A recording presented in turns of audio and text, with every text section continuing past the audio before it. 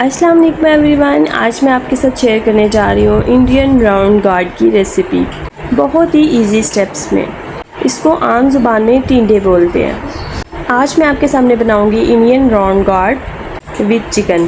اس کے لیے سب سے پہلے میں نے پریشر کوکر میں آئل ڈال لیا۔ جب آئل گرم ہو جائے گا تو میں اس کے اندر پیاز ڈال دوں گی۔ پیازوں کو میں نے باریک چاپ کیا ہوا ہے۔ جب پیاز لائٹ براؤن ہو جائیں گے تو میں اس کے اندر چکن ایڈ کر دوں گی اور اس کو بہت اچھے سے فرائی کر دوں گی۔ تب تک فرائی کروں گی جب تک چکن آئل نہیں چھوڑ دیتا۔ یہ ریسیپی آپ نے ویسے تو کافی دفعہ بنائی ہوگی، لیکن اگر آپ میرے طریقے سے بنائیں گے تو ہر کوئی آپ سے ریسیپی پوچھے گا، بہت ایزی اسٹائل میں۔ اب میں نے اس کے اندر ادرک لہسن کا پیسٹ ایڈ کر دیا ہے اور اس کو بہت اچھے سے میں فرائی کر لوں گی۔ 3 سے 4 منٹ فرائی کرنے کے بعد اب میں اس کے اندر ٹماٹر اور سبز مرچیں ڈال دوں گی اور اس کو تب تک فرائی کروں گی جب تک ٹماٹر بالکل یکجا نہیں ہو جاتے مسالے کے اندر۔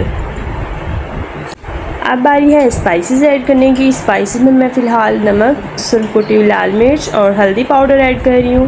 تھوڑی سی میں نے اس کے اندر کلونجی ایڈ کی ہے۔ کلونجی میں آلموسٹ اپنی ہر ہانڈی میں یوز کرتی ہوں۔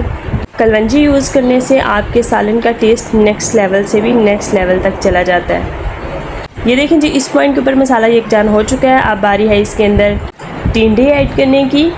ٹینڈے ایڈ کرنے کے بعد اس کو میں بہت اچھے سے مکس اپ کر لوں گی اور فرائی کروں گی تقریباً 2 منٹ تک۔ 2 منٹ فرائی کرنے کے بعد اب میں اس میں تھوڑا سا پانی لگا دوں گی۔ پانی لگا کے میں اس کو سیٹی لگاؤں گی تقریباً 5 سے 6 منٹ کے لیے یا 5 سے 7 منٹ کے لیے۔ یہ دیکھیں جی، اس پوائنٹ کے اوپر ٹینڈے بھی نرم پڑ چکے ہیں۔ اب باری ہے اس کے اندر دوسرے اسپائسیز ایڈ کرنے کی۔ گرم مسالہ پاؤڈر، خشک دھنیا پاؤڈر، کالی مرچ پاؤڈر ڈال کے میں اس کو بہت اچھے سے مکس اپ کر لوں گی۔ تھوڑا سا میں اس کے اوپر ہرا دھنیا ایڈ کروں گی۔ بہت ہی مزیدار، بہت ہی ڈیلیشیس ٹینڈے کی سبزی میرے پاس ریڈی ہو چکی ہے۔ یہ رہی اس کی فائنل لک۔